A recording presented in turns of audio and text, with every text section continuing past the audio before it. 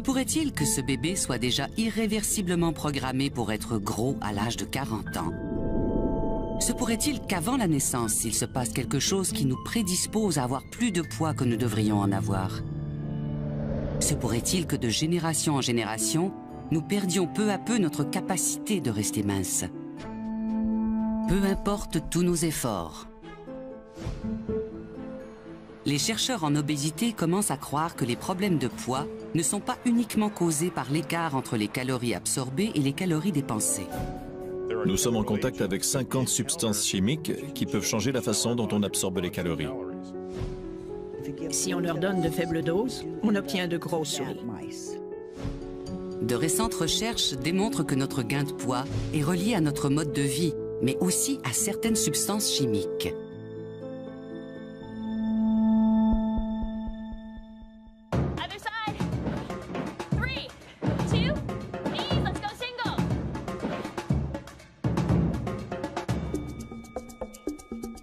On fait de l'exercice et on suit des régimes avec beaucoup de détermination. On s'inscrit même dans des groupes de soutien pour arriver à perdre du poids. You're down 2 inches in your waist. That's great. Et pourtant, dans le monde occidental, 1 adulte sur 2 fait de l'embonpoint. Et 1 personne sur 6 est obèse. Les taux d'obésité ont presque doublé au cours des 30 dernières années. Et pas seulement en Amérique du Nord où l'on mange beaucoup trop, mais dans tous les pays où les gens ont un mode de vie occidental.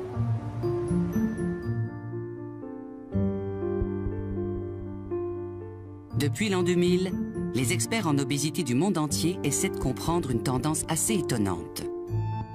Depuis 1950, les nouveau-nés sont de plus en plus gros tous les ans. Dans leur cas, on ne peut pas dire que c'est parce qu'ils ont une mauvaise alimentation ou qu'ils ne font pas assez d'exercice. On a observé la même tendance chez les animaux qui vivent à proximité des humains. On ne peut pas expliquer un changement de 50% dans les taux d'obésité simplement par une alimentation trop calorique et un manque d'exercice. Il se passait autre chose. Mais quoi? En 1999, des chercheurs travaillant sur différentes études de reproduction ont commencé à remarquer le même effet secondaire assez étonnant chez leurs animaux de laboratoire. Le gain de poids. Cette observation les a propulsés vers une autre voie, qui menait directement à une femme vivant dans une petite ville d'Écosse.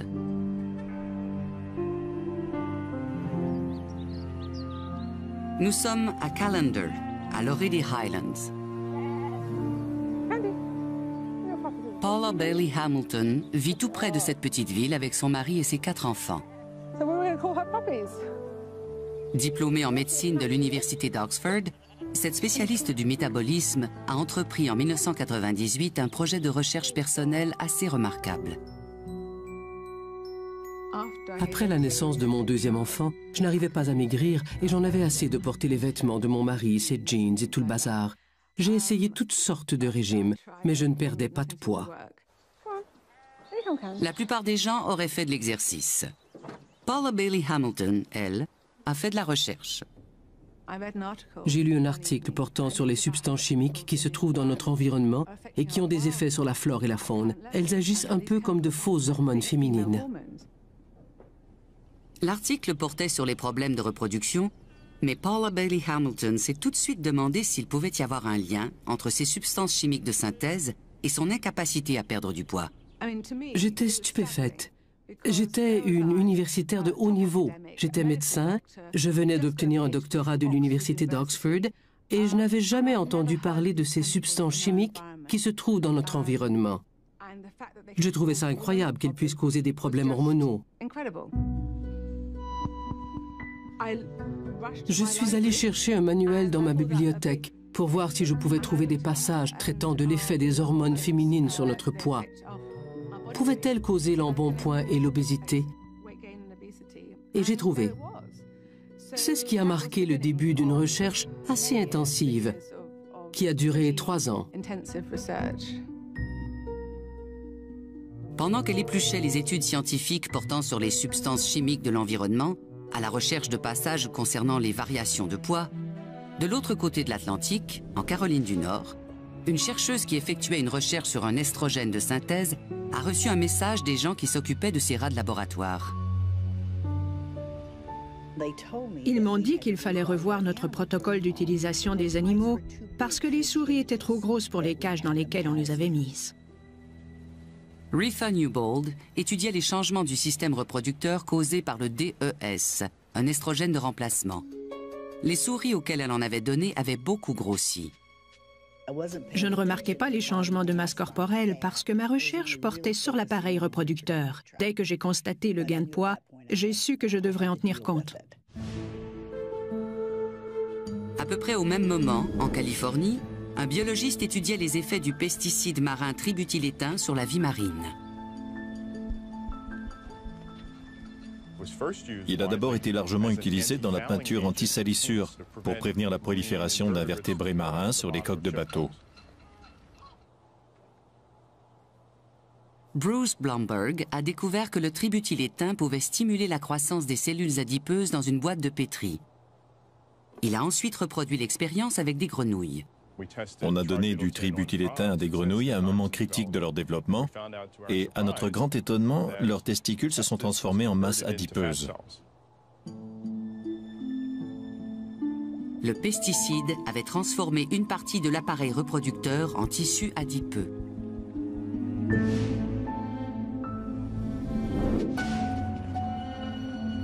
Dans les années 90, à l'Université du Missouri, l'endocrinologue Fred Wormsall étudiait une autre substance chimique, le bisphénol A. So for BPA, does anybody know how the number of 50 micrograms per kilogram per day was arrived at? Wormsall était un personnage controversé dans l'industrie des produits chimiques industriels. Les toxicologues de l'industrie ne croyaient pas qu'ils pourraient créer des problèmes reproducteurs chez des souris de laboratoire en leur administrant de faibles doses de bisphénol A. Il s'agissait de doses des milliers de fois plus faibles que ce que les toxicologues considéraient être des doses sûres. Puis, en 1998, Wormsall a remarqué un effet secondaire chez ces souris. Le bisphénol A semblait les faire grossir. On a donné une dose de 2 microgrammes par kilogramme de poids corporel à des femelles enceintes. Et à la puberté, les animaux dont les mères avaient pris du bisphénol A étaient beaucoup plus gros que les animaux dont les mères n'en avaient pas pris. Encore des animaux de laboratoire qui avaient grossi. 3 chercheurs, 3 études différentes, et les 3 fois on a observé une prise de poids. Ça semblait très étrange puisque les études portaient sur des substances chimiques différentes. Mais elles avaient une chose en commun. Elles pouvaient toutes les 3 perturber les glandes qui libèrent des hormones dans le sang et qui constituent le système endocrinien. Ce système régit les fonctions de reproduction et de croissance. Les substances chimiques qui perturbent ce système sont des perturbateurs endocriniens. Ils peuvent berner les récepteurs qui croient alors être en présence d'hormones naturelles. Tous les chercheurs dont les animaux avaient grossi exploraient le lien que ces substances pouvaient avoir avec les cancers et les problèmes reproducteurs. En Écosse, Paula Bailey Hamilton explorait autre chose, l'embonpoint. J'ai fait des recherches sur les substances chimiques de l'environnement et j'ai cherché les articles universitaires qui en parlaient. J'ai dû en commander beaucoup avant de trouver les articles portant sur la substance chimique, ou plutôt le groupe de substances chimiques qui causent une prise de poids. C'étaient des articles absolument fabuleux. Elle avait remarqué que les chercheurs s'inquiétaient de la perte de poids dans leurs articles portant sur les produits toxiques pour l'environnement. Mais quand ils observaient une prise de poids, souvent ils n'en faisaient pas mention dans leurs conclusions. La perte de poids est un signe de toxicité, mais le gain de poids est considéré comme une bonne chose. Certains chercheurs s'excusaient même d'avoir découvert que la substance chimique qu'ils donnaient à leurs animaux leur faisait prendre du poids. Ils disaient qu'ils avaient essayé de produire un effet de toxicité entraînant une perte de poids, mais qu'ils n'avaient obtenu qu'un gain de poids. Ils ne comprenaient pas vraiment la portée de ces résultats. Mais moi, je me suis dit, Eureka!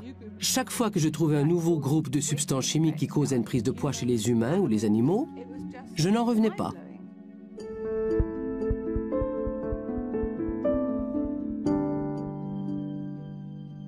En 2002, Bailey Hamilton publiait dans The Journal of Alternative and Complementary Medicine un article intitulé « Les toxines chimiques, une étude pour tenter de comprendre l'épidémie mondiale d'obésité ».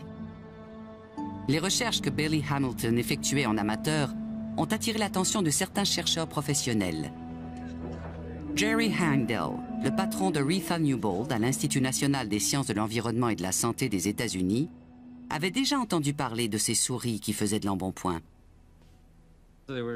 Au bout de 90 jours, elles étaient énormes. Après 3 ou 4 mois, elles étaient 2 fois, même 3 fois plus grosses que des souris normales. Mais à l'époque, je n'y avais pas prêté attention. Paula Bailey Hamilton a publié un article dans lequel elle suggérait, en fait, elle avançait l'hypothèse selon laquelle notre exposition à des substances chimiques de l'environnement pouvait jouer un rôle dans l'épidémie d'obésité. Elle a avancé l'hypothèse des toxines chimiques et on s'est dit, oh mon Dieu, ça se tient. Comme Paula Bailey Hamilton n'était pas une chercheuse scientifique, son article a été publié dans une revue de médecine alternative, pour laquelle les chercheurs scientifiques n'avaient pas un grand respect. Mais il a tout de même piqué la curiosité de Retha Newbold, qui, à son tour, a entrepris une étude pour tenter de comprendre pourquoi ces souris prenaient du poids. Et Heindel a fait référence à Bailey Hamilton dans l'un de ses articles. En Californie, Bruce Blomberg est tombé sur cette référence.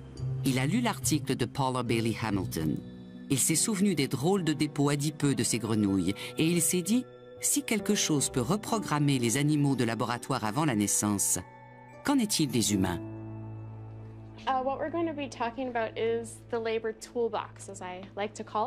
Au XXIe siècle, la plupart des couples sont conscients des dangers que constituent les substances chimiques pendant la grossesse. Je laisse les fenêtres ouvertes. Je n'utilise pas de produits d'entretien toxiques et j'évite les stations-service et les fumeurs. J'essaie de manger le plus possible de légumes et je les lave vraiment bien.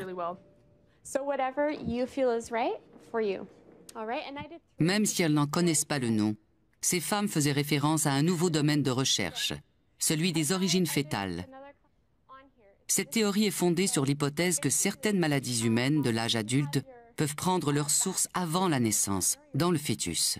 Le docteur John Charles est l'un des plus grands experts mondiaux en recherche sur les origines fétales. On reconnaît qu'un tout petit changement dans le poids moyen à la naissance peut avoir des conséquences énormes sur les facteurs prédisposant au développement de maladies après la naissance. Selon cette théorie, des effets très légers sur le fœtus peuvent entraîner un faible poids à la naissance et même des maladies. Les premiers travaux portaient sur les maladies cardiovasculaires, les maladies du cœur. On a reconnu qu'il existait un lien entre un faible poids à la naissance et l'hypertension artérielle, les AVC, les décès dus à des cardiopathies, ainsi que l'obésité et le diabète de type 2.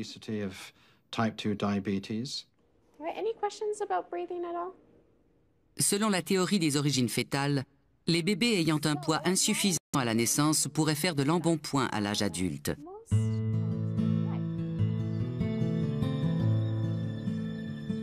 Grâce à ses premières études, Bruce Blomberg connaissait la théorie des origines fétales et les effets des substances chimiques sur le développement du fœtus. En 1996, j'ai entrepris des recherches sur les perturbateurs endocriniens. Ma femme était enceinte et à partir de ce moment-là, on a commencé à surveiller notre alimentation. Ma fille ne mange pratiquement que des aliments biologiques. On fait de notre mieux, mais on ne peut pas éviter complètement d'être exposé à des substances chimiques, puisqu'il y en a partout.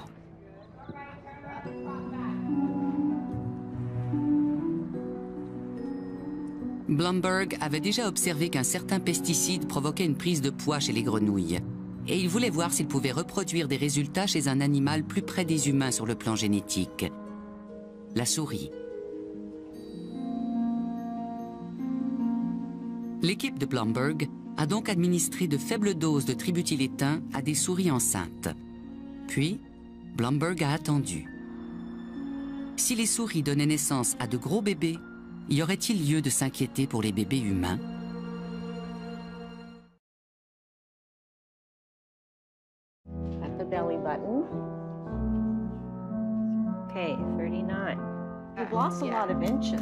Je faisais de l'embonpoint quand j'étais petite, à l'adolescence, et j'en fais encore. J'ai toujours eu des problèmes de poids. Depuis l'adolescence, j'ai toujours fait des régimes. Je perdais régulièrement 5 à 10 kilos, mais je les reprenais toujours.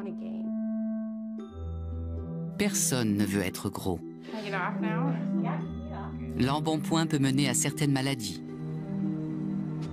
C'est bien connu qu'il existe un lien entre l'obésité et le diabète. Mais se pourrait-il qu'il y ait un lien entre des substances chimiques et le diabète? On ne sait pas quelles substances chimiques peuvent causer l'obésité, lesquelles peuvent causer le diabète, ni lesquelles peuvent causer les deux maladies.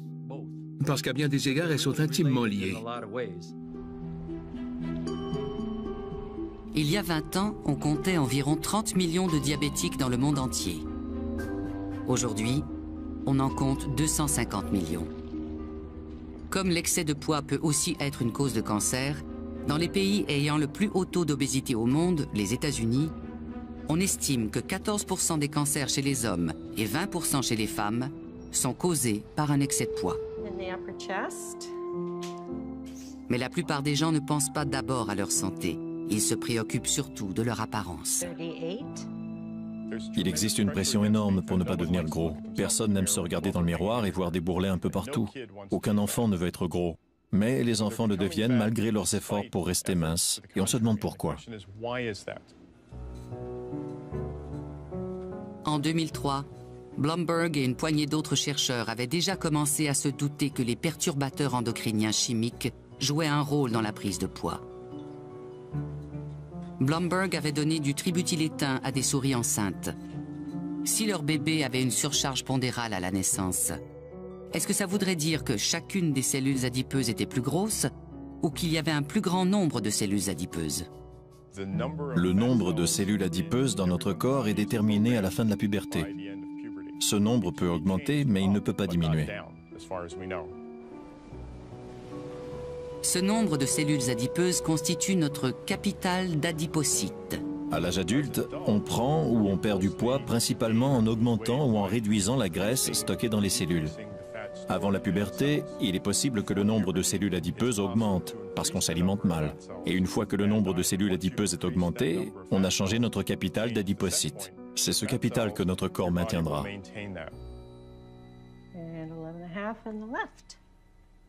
Donc, une fois la puberté terminée, il semble que plus rien ne puisse modifier le nombre de cellules adipeuses dans notre corps. La taille des cellules peut diminuer ou augmenter, mais il semble qu'on ne puisse plus en changer le nombre. Il existe un perturbateur endocrinien chimique qui pourrait modifier notre capital d'adipocytes, et c'est le bisphénol A, ou BPA, qui entre dans la composition de beaucoup de produits en plastique. Tout comme l'Union européenne, le gouvernement du Canada a interdit l'utilisation du BPA dans la fabrication des biberons. Et Santé Canada l'a classé parmi les substances toxiques.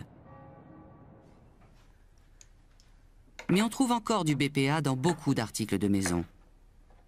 Depuis le début de sa grossesse, Laura Gamble a évité tout contact avec des aliments et des substances chimiques qui pourraient nuire à son bébé. Elle a donc été très surprise d'apprendre qu'il y a du BPA dans le revêtement intérieur des boîtes de conserve. C'est une chose que je ne savais pas. Ça fait peur, surtout quand il s'agit de choses qu'on ne peut éviter. Comme les reçus de caisse. On peut trouver 500 microgrammes de bisphénol A sur la main d'une personne qui vient de tenir un reçu de caisse. Bien que le BPA ne reste que 6 heures dans l'organisme, en tout temps, il y a une minuscule quantité de bisphénol A qui circule dans le sang de 90% des Nord-Américains. C'est la plus répandue de toutes les substances chimiques qui peuvent perturber le système endocrinien.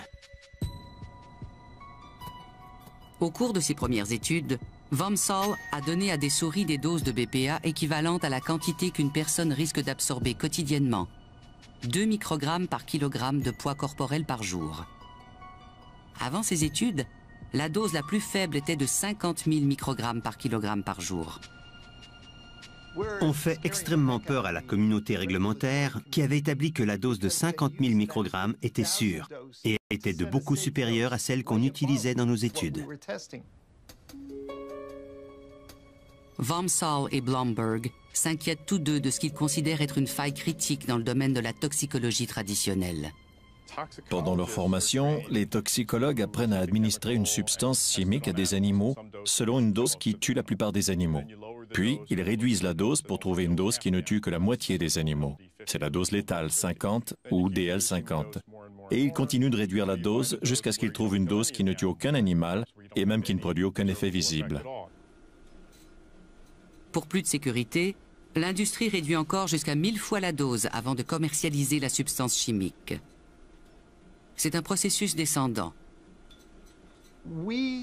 On a abordé la question en tant qu'endocrinologue, en commençant avec la plus petite dose et en l'augmentant jusqu'à ce qu'on trouve la dose qui produit un effet. Et on a obtenu une dose des dizaines de milliers de fois plus faible que ce que les toxicologues avaient jamais obtenu. Mais comment des quantités infiniment petites de substances chimiques peuvent-elles déclencher des problèmes de santé comme l'obésité et le diabète, alors que des doses beaucoup plus fortes n'ont aucun effet? C'est comme si on disait qu'une goutte de poison peut nous tuer, mais que 10 gouttes ne nous feront aucun effet. Ça n'a pas de sens. Mais ça en avait pour Blomberg, Wormsall et d'autres endocrinologues.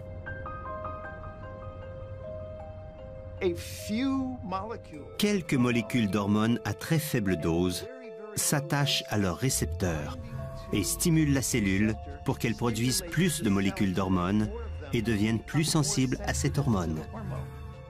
En augmentant la concentration, on finit par atteindre la saturation.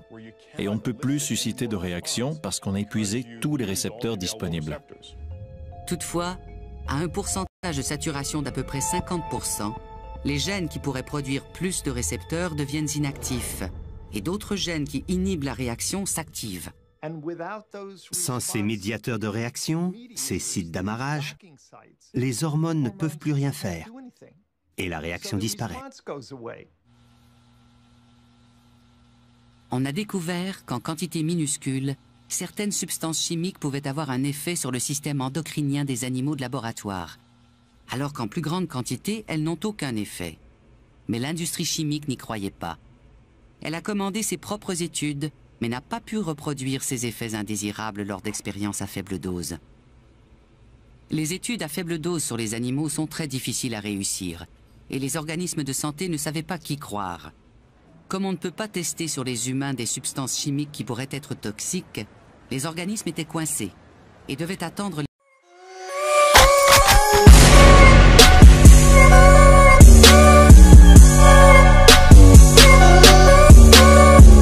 les résultats des études sur les populations humaines qui montreraient un lien entre les substances chimiques présentes dans le sang et la maladie. Il faut des années pour réaliser de telles études. En Écosse, Paula Bailey Hamilton ne se souciait pas des protocoles scientifiques. L'année où son article a été publié, elle avait déjà écrit 2 livres dans lesquels elle faisait des mises en garde concernant les effets engraissants des perturbateurs endocriniens. Je voulais tout rassembler dans un seul livre, très bien documenté, que tout le monde, même les gens qui ne sont pas des universitaires, pourraient lire et comprendre. Ainsi, ils auraient la possibilité de changer des choses dans leur vie. Dans ses livres, Paula Bailey Hamilton recommandait de débarrasser l'organisme et la maison d'un grand nombre de substances chimiques d'usage courant. Mais elle était très en avance sur la science. Ce n'est qu'un an plus tard que Wormsall a ajouté la prise de poids à sa liste des effets probables du BPA. Et ce n'est que 2 ans plus tard, en 2004, que Newbold a pu observer les résultats de son étude portant sur l'obésité chez les souris à qui elle avait donné de l'estrogène. À la puberté, elles avaient toutes un surplus de poids. Certaines substances donnaient des souris assez petites à la naissance et qui devenaient toutes obèses plus tard. Mais quand j'ai recommencé, en variant les doses, j'ai obtenu des souris qui avaient le même poids que les autres à la naissance, et même ces souris de même poids à la naissance finissaient toutes par devenir plus grosses. Et en 2005, Blomberg avait les résultats de son étude sur des souris. Les animaux étaient plus gros à la naissance et ils sont devenus encore plus gros plus tard dans la vie.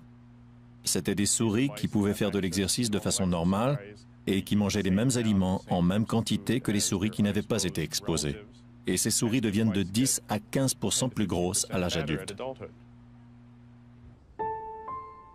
Les résultats de l'étude de Blomberg étaient assez concluants pour qu'il décide que les substances telles que le tributylétain méritaient d'avoir leur propre appellation. Et il en a choisi une qui en dit long. Les substances obésogènes. Jusqu'à ce moment-là, tout le monde le disait, tous les médecins, ou du moins mon médecin le disait, on devient gros parce qu'on mange trop, et il n'y a pas d'autre cause. Cette étude a montré que certaines substances chimiques avec lesquelles on est en contact peuvent modifier la façon dont notre corps absorbe les calories. Mais se peut-il que de minuscules quantités de substances obésogènes aient le même effet sur des populations entières? Il n'y avait qu'une seule façon de le découvrir. Il fallait mesurer des populations entières. Ces études portant sur des centaines de milliers de personnes dans le monde entier sont actuellement en cours. En attendant, les chercheurs de laboratoire élargissent constamment leurs horizons en ce qui concerne la recherche de substances chimiques problématiques. Et une autre chercheuse tente de cerner les propriétés engraissantes d'une substance naturelle très répandue.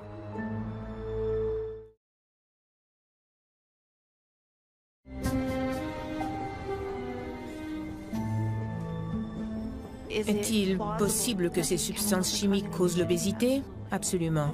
Est-ce démontré sans équivoque? Non. Alison Holloway est en route pour Montréal, où elle doit prendre part à une rencontre réunissant les plus grands toxicologues canadiens. Il sera question du lien entre les substances chimiques de l'environnement introduites dans l'utérus pendant la grossesse et les maladies développées plus tard dans la vie. Holloway s'intéresse surtout au lien entre les perturbateurs endocriniens et l'obésité. Mais la substance chimique qu'elle étudie n'est pas synthétique. And I know a lot of people that I know who smoke, they said, you know, I didn't want to smoke while I was pregnant because it sucked. Right. And I felt sick. And the minute that baby was born, they were like, back up again. So. Le perturbateur endocrinien d'Holloway est la nicotine.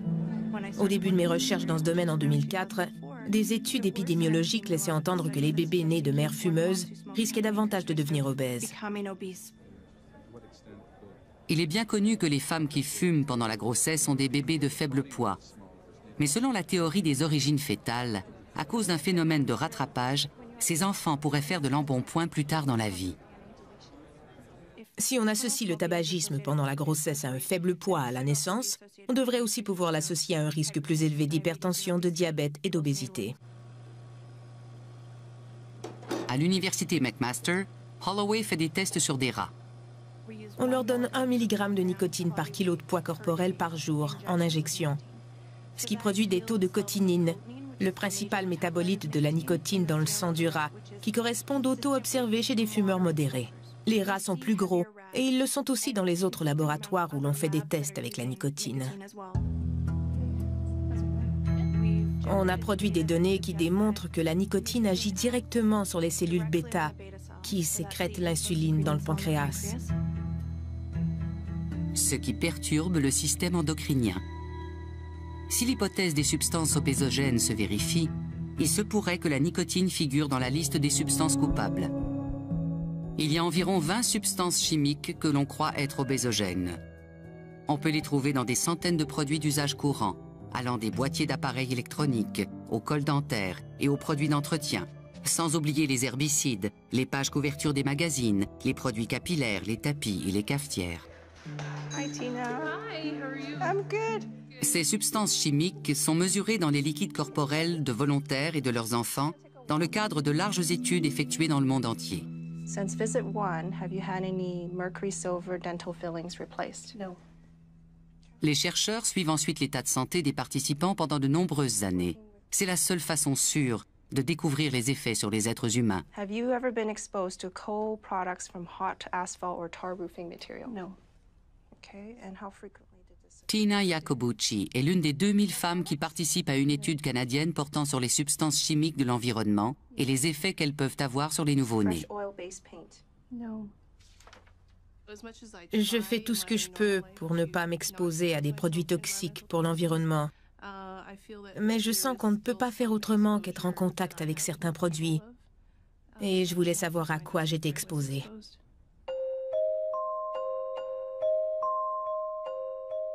Pour le moment, l'étude porte uniquement sur des enfants de moins de 6 mois. Mais les chercheurs espèrent pouvoir suivre les enfants jusqu'à l'âge de 6 ans, afin de mesurer l'effet des substances obésogènes sur leur prise de poids. Et de l'autre côté de l'Atlantique, on a entrepris une étude encore plus importante portant sur les obésogènes.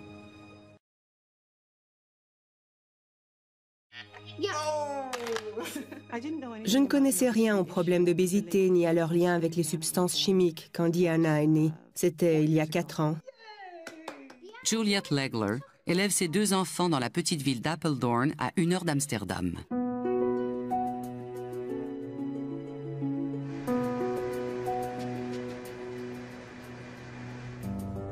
Legler a quitté le Canada pour s'installer aux Pays-Bas à l'âge de 17 ans. Et aujourd'hui, elle dirige Obélix, une étude portant sur l'hypothèse des obésogènes menée par 7 institutions dans 4 pays. Cette étude a été lancée par l'Union européenne après qu'on eut constaté une alarmante augmentation des taux d'obésité dans pratiquement tous les pays de l'Union. L'étude Obélix est effectuée sur des cellules et sur des animaux, mais aussi sur 4 populations humaines.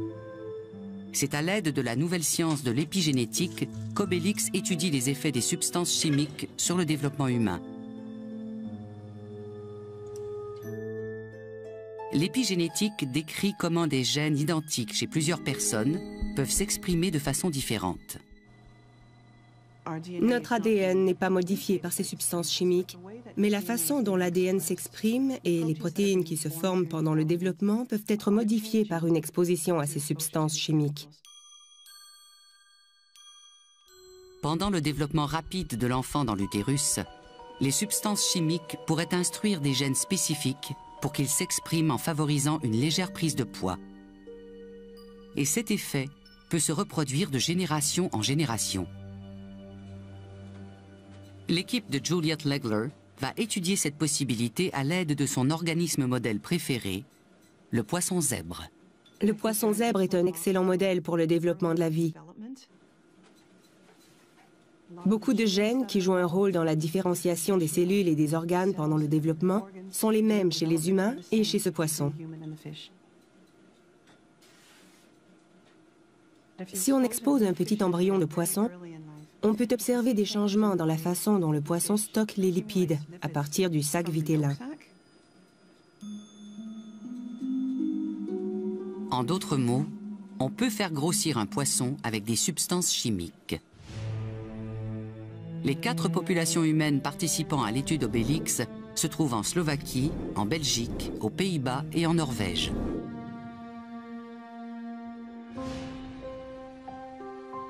On connaît depuis longtemps les saines habitudes de vie des Norvégiens. Et pourtant, aujourd'hui en Norvège, 46% des adultes font de l'embonpoint. Je me souviens très bien de la première fois que j'ai vu une personne vraiment grosse. J'étais à New York avec mon père et on montait dans l'Empire State Building. Quand j'ai vu une personne vraiment énorme, je n'aurais jamais pu imaginer qu'un être humain puisse devenir aussi gros. Et aujourd'hui, on voit des gros partout. Merete Eggesbo est une épidémiologiste norvégienne qui participe à l'étude Obélix. Elle étudie les effets des substances chimiques sur la croissance et le développement humain après la naissance. Eggesbo mesure la quantité de substances chimiques de l'environnement dans le lait maternel. Puis, elle observe la croissance des enfants qui boivent ce lait, dans le but de détecter la moindre anomalie de développement. Elle s'intéresse surtout aux dioxines, que l'on croit être obésogènes. Les dioxines ont une longue durée de vie, et elles sont stockées dans la graisse des poissons. Les Norvégiens mangent beaucoup de poissons, et on trouve des dioxines dans le lait maternel. Pour mesurer les taux de dioxines, il faut avoir beaucoup de lait parce qu'elles sont présentes à de très faibles concentrations. On a demandé 200 ml de lait aux mères.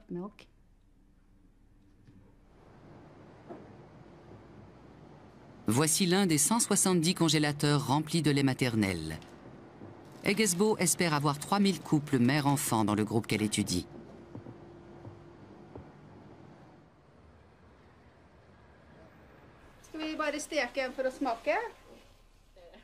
L'un des couples mère-enfant de l'étude est celui de Siri Tom, la sœur d'Eggesbo, et de son fils Sandra. Ce n'est vraiment pas contraignant. Il suffit de répondre à des questionnaires. Sandra et les autres enfants de l'étude devront se faire peser jusqu'à l'âge de 12 ans.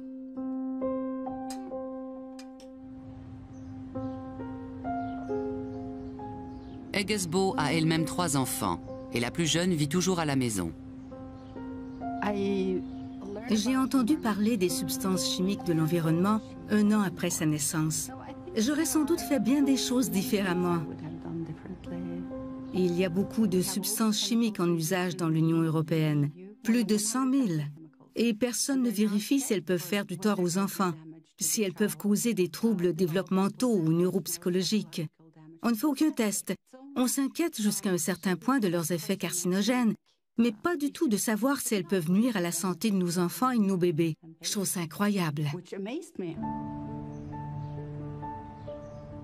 Quand elle aura les résultats du projet Obélix, Merita Eggesbo saura un peu mieux s'il se peut que les Norvégiens prennent du poids sans qu'ils y soient pour quelque chose. À mon avis, on a toujours réduit le problème de l'obésité de façon simpliste au rapport entre les calories absorbées et les calories dépensées. C'est beaucoup plus complexe. Mais les experts ne manquent pas de souligner que les problèmes d'obésité sont en grande partie causés par une alimentation trop calorique et un manque d'exercice.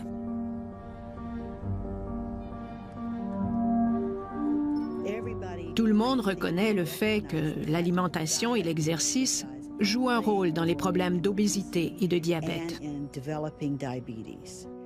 Je ne doute absolument pas qu'il s'agisse de 2 facteurs très importants.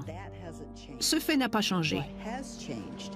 Mais ce qui a changé, c'est que les substances chimiques de l'environnement jouent aussi un rôle, qui s'ajoute au rôle de l'alimentation et de l'exercice.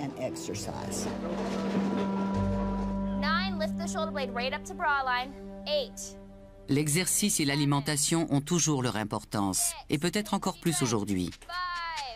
Des études ont montré que les animaux soumis à un régime riche en lipides et à de faibles doses de substances obésogènes prenaient plus de poids et risquaient davantage de devenir diabétiques que les animaux à qui on donnait seulement le régime riche en lipides ou seulement les substances obésogènes. En d'autres mots, les substances chimiques peuvent multiplier les effets d'une mauvaise alimentation. L'un des aspects fondamentaux du rôle que jouent les substances chimiques sur ces maladies est qu'elles interagissent avec tous les autres éléments des habitudes de vie de la personne. Blomberg croit même que les substances chimiques pourraient avoir d'autres effets sur nous à l'âge adulte, tout comme pendant notre développement. Nos cellules adipeuses pourraient être programmées de façon à se remplir plus que d'ordinaire. Et les substances chimiques pourraient retarder la sensation de satiété. Chez les mammifères, l'appétit et la satiété sont contrôlés par des hormones. Et en principe, il est fort possible qu'une substance chimique puisse accroître ou réduire l'appétit. Après 8 années passées à amasser des preuves sur l'existence des substances obésogènes, Jerry Heindel a invité les plus grands experts du domaine en Caroline du Nord à la toute première rencontre internationale. Juliette Legler est venue des Pays-Bas. Retha Newbold est arrivée. Alison Holloway arrive de Hamilton. Et Bruce Blomberg, présent lui aussi, a une nouvelle raison de s'inquiéter. Il croit avoir trouvé une nouvelle substance obésogène et elle est très répandue.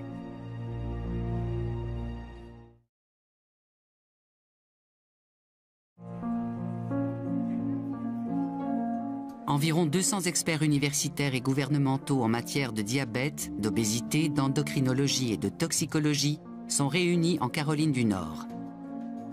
Ils vont discuter de l'urgente nécessité d'effectuer des expériences portant sur les substances obésogènes. Une substance chimique les inquiète tout particulièrement, et c'est la substance de remplacement préférée de l'industrie pour le BPA.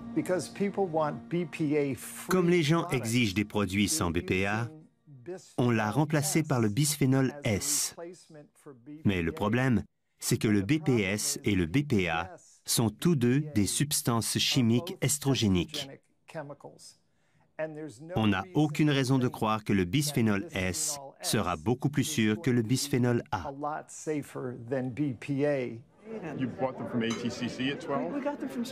Blomberg effectue des recherches sur une autre substance qui pourrait être obésogène et qui est très répandue. L'usage de cette substance chimique est très répandu dans les emballages alimentaires. Elle transforme les cellules souches en cellules adipeuses, mais on ne sait pas de quelle façon. Pour faire en sorte qu'on arrête de tester après leur commercialisation les substances chimiques qui pourraient être nocives, Blomberg participe à l'élaboration d'un processus de certification des produits chimiques industriels. Et les organismes scientifiques travaillent à l'élaboration d'un nouveau protocole d'essai révolutionnaire. Il inclut l'usage de robots capables d'analyser des milliers de réactions chimiques en une journée. On pourra donc tester les nouvelles substances chimiques très rapidement, très tôt, et selon une très large gamme de doses, pour faire en sorte que de nouveaux perturbateurs endocriniens n'apparaissent pas dans nos vies. Mais en attendant, quelles sont les meilleures précautions à prendre? On recommande aux femmes enceintes d'avoir une saine alimentation et d'éviter le plus possible d'entrer en contact avec des substances chimiques, afin que la prochaine génération n'ait pas à subir les mêmes problèmes. Et peut-être qu'on arrivera à enrayer l'épidémie d'obésité.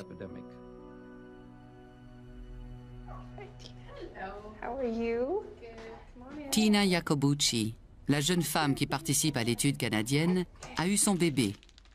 Et elle ajoute du lait maternel aux échantillons qui doivent être analysés pour voir s'ils contiennent des substances chimiques de l'environnement. Il y a déjà 20 substances que l'on croit être obésogènes. Et il pourrait y en avoir encore plus. Notre objectif est de mesurer 30, 40 ou 50 substances chimiques que nous savons être présentes en nous, pour tenter de savoir lesquelles pourraient avoir un lien avec le gain de poids. Oh, that's not fair, is it? Mom, the nose is wet. The nose is wet? Well, that's a sign of a healthy dog. Paula Bailey Hamilton a eu 2 autres enfants depuis la prise de poids qui l'avait poussée à entreprendre une recherche sur les substances chimiques de l'environnement. Ça peut prendre un temps fou avant que les études démontrent que telle substance cause tel problème. Mais les gens sont déjà aux prises avec les problèmes qu'elle cause.